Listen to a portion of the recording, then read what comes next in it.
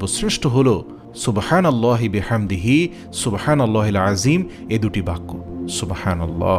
রাসূল সাল্লাল্লাহু আলাইহি সাল্লাম আরও বলেছেন, তোমাদের সব দিন অপেক্ষা জুমার দিনটাই হলো শ্রেষ্ঠ।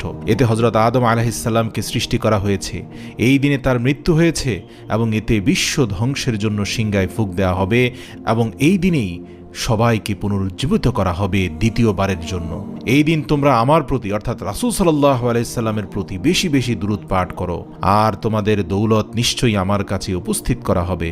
সাহাবাগণ জিজ্ঞাসা করলেন, ইয়া রাসূলুল্লাহ, আমাদের দুরূদ আপনার কাছে কেমন করে উপস্থিত করা হবে, অথচ আপনি তখন মাটি হয়ে যাবেন?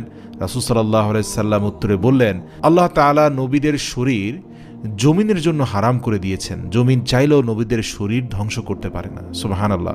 যে ব্যক্তি জুমার দিন আসরের নামাজের পর এই দুরূদ পড়বে, আল্লাহুম্মা সাল্লি আলা মুহাম্মাদিন নবিয়্যিল উম্মি ওয়া আলিহি ওয়া সাল্লাম, আল্লাহুম্মা সাল্লি আলা